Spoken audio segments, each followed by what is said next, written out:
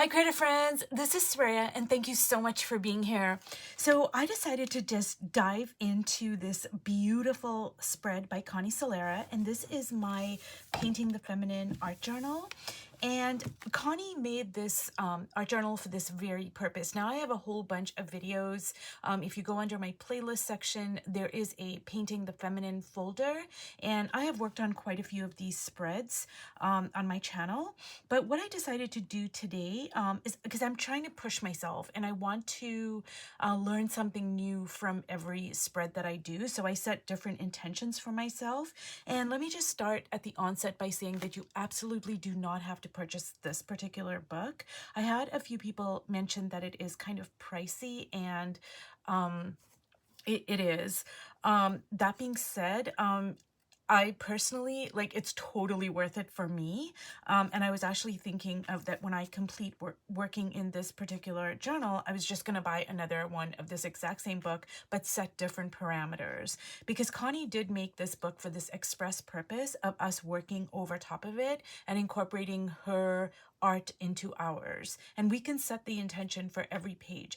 That being said, you absolutely do not have to buy this book at all. You can just go to a thrift store and, you know, find a book that appeals to you. I have other books that I also have used for this very purpose. Like, children's books are amazing. The only thing I would recommend is that you buy a book that has non-glossy pages, because if you have glossy pages, you're gonna have to sand it. And if you don't mind doing that, that's fine. That would totally break my brain and send me into a totally dark place that I may not be able to come out of. Like, I just, even thinking about it is just so like awful for me to even contemplate that.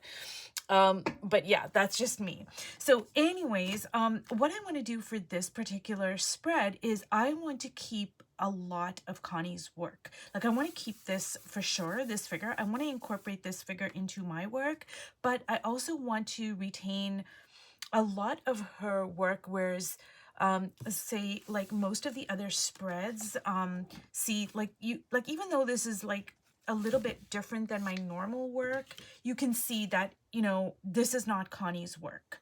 You know, this is very much my work, you know, influenced by her work, of course. Like over here, all that is Connie's, that's Connie's, you know, etc. But I have still, like, tried to insert my voice more than her voice. But in this particular spread, I want to keep maybe, I want to say 70% of her work. I don't know if I can do it, but I'm gonna try. While still, you know, making it mine. Like, I don't want it, like, I don't want it to look like Connie's work. And by this way, I'm hoping that I can push myself and I can learn, because that's exactly why I'm working in a book like this. Also, you guys, I have completely, I think I don't have any more of my blue Stabilo. I did place an order, but it's back ordered from Dick Blake, and I'm not going to get it until February. Oh my goodness. Okay, so this is the state of my blue Stabilo right now. That's all I have. I'm so upset, but yeah, whatever. I just have to work around it, I guess. I do have other Stabilos. I mean, I do have a red one. And I have a graphite. I have lots of graphite ones. So I might just have to work with a graphite one. So the first thing I want to do is I do want to keep this figure, like, in its entirety. And then I see like like what is going to be like a face here. Like, I could turn this into a face. So I'm just going to go with that. Like, I'm going to go with all of, you know, this kind of like structure here. And, you know, I'm going to try to keep like, I'm going to keep like that for the hair maybe, or a halo or whatever.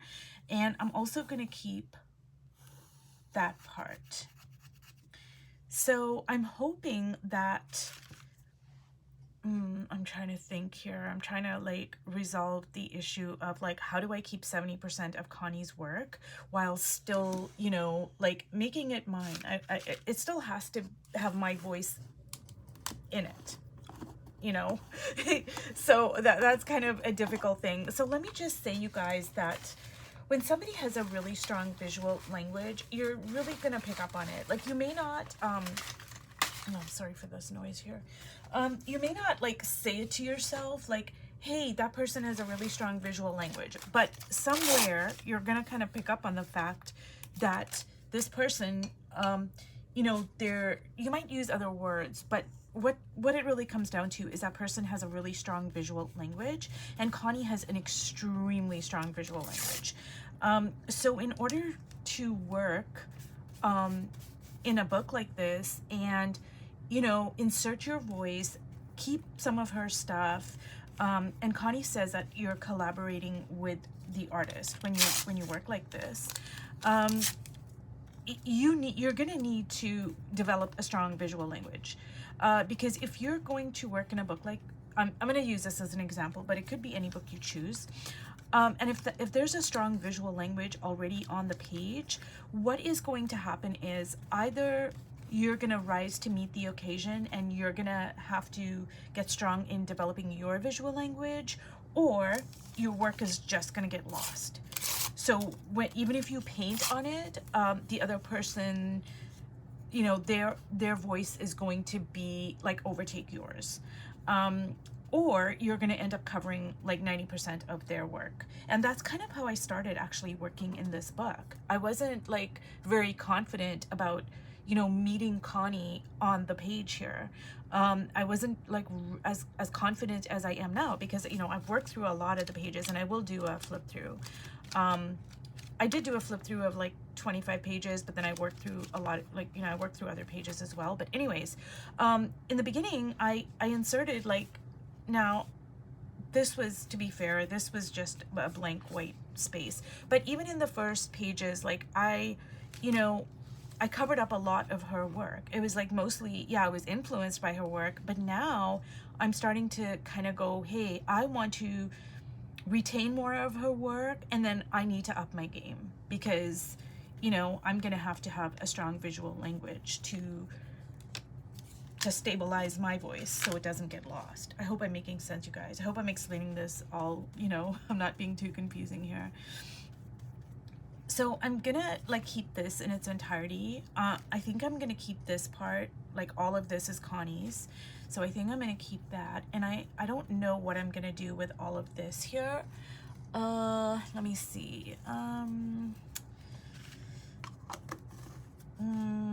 I think I'm gonna keep like this structure over here, like all these patterns. Now this is just, I ripped the page actually, but I like it. I like that. So I'm gonna keep this, I'm gonna keep this, I'm gonna keep this, and I think what I'm gonna do is I'm gonna put something over here. I don't know what yet. I don't know if I should put another figure, or you know what, I want to put a sun here, but I think I'm gonna go with another figure. I think what I'm gonna do is just go with another, like a small figure, kind of like to match Connie's small figure here. So I think I'm just gonna kind of like, but I don't want to mimic her, like I don't want to copy her figure, if that makes sense. But, and I'm gonna keep this like see, this is Connie's right here, so I think I'm just gonna keep it. It's gonna be like a weird kind of, she's just taking up a lot of space, so that's gonna be her kind of rectangular body there. That's just the way she is. That's okay. It is what it is. And one of the great things, you guys, about working in a book like this, or like a fantasy type book, I have like other children's books that I've worked on as well. Actually, let me see if I have it right here. I worked on this here, Journey on a Cloud. It's just such a magical book. And one of the great things about working like this in a kind of a fantasy-based book is that like you become so daring. Like you're not restrained by any kind of like, oh, it has to make sense, because it absolutely doesn't. You know, and one of the great things about Connie's book specifically is that, you know, you can look at it, like you can look at this and you can say, wow, you know, there's a figure over there, but all of this is just color, but I really love it. Well, actually there's another figure here. So there's two figures and there's like just so much color, but it works. You know, it doesn't have to like, it just challenges you to think about things differently. And then when you're questioning yourself, you can be like, oh, but I saw Connie do it. And, you know, so it kind of gives you encouragement and like like, you know how sometimes you know something, but you just kind of need somebody else to just kind of verbalize it, and then you're like, oh yeah, okay, that kind of thing, that kind of situation. So anyways, I put a bit too much there, so I'm just gonna, let's see here.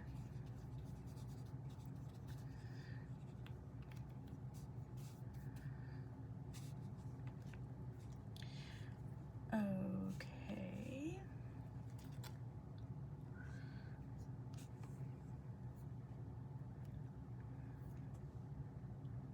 So this is gonna be, so you guys, I just want to explain, and I think I've explained this before, but when you work in a book like this, I've also done, you know, a couple of spreads, I think, in a Van Gogh book, a lot of them in Connie's book, and then I've also done the book that I just showed you, Journey on a Cloud. When you work in a book like this, where you're incorporating the stuff that's already on the page, besides the fact that it's going to strengthen your visual language, it's also going to help with your problem solving skills in painting. So a long time ago, I took a class and the teacher said, painting is just one decision after another. Like, you're just making one decision. Like, I put down a color here and then that changes everything. And then I go, okay, well, what should I do next? Do I need to put a line over here to balance out the color? Like, it's just one decision after the other. And I find that to be true. At the time, I didn't really understand it. It was a really long time ago. I just started taking art classes. But now I find that to be absolutely true. Painting is just all about decision making.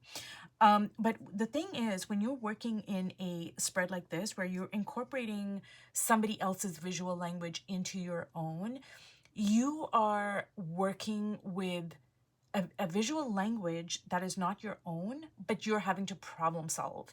So it's one thing to work on your own, you know, on all of your own problems, and now you're problem solving, and it's a completely different thing to work on somebody else's problems and now you have to problem solve. Does that make sense? It's like you're okay. It's difficult enough you working through your own problems with your own visual language, but now you have to work through these problems.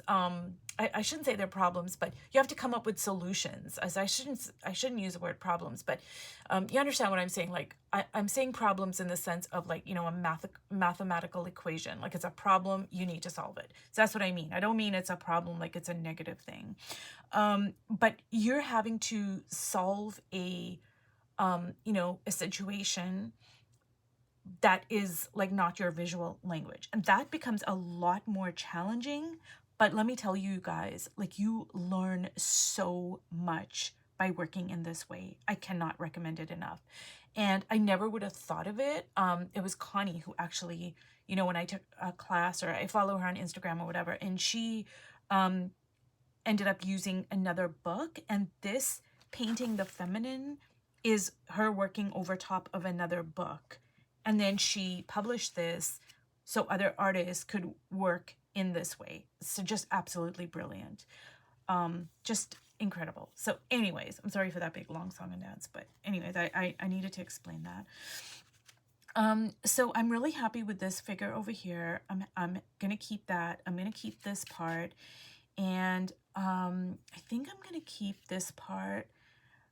But now I don't want to keep too much of Connie's work. Like, you know, Connie has such a strong visual language, and if I, on top of her strong visual language, if I keep too much of it, my voice is not going to be, like, it's going to be lost, is my point.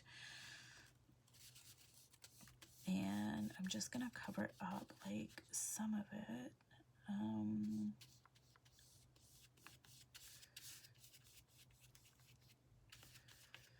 And I'm going to cover up that completely. But I think I'm going to keep this part for the hair. Well, anyways, for right now. But, so this is all Connie's. This is Connie's. This is Connie's right here. I just drew a face here. And this is Connie's. So that's actually quite a bit of Connie's work that I have. And I don't know if that's 70. I don't know if that's 70%. I'm not sure. because like now I'm thinking I need to kind of put more of my voice in here.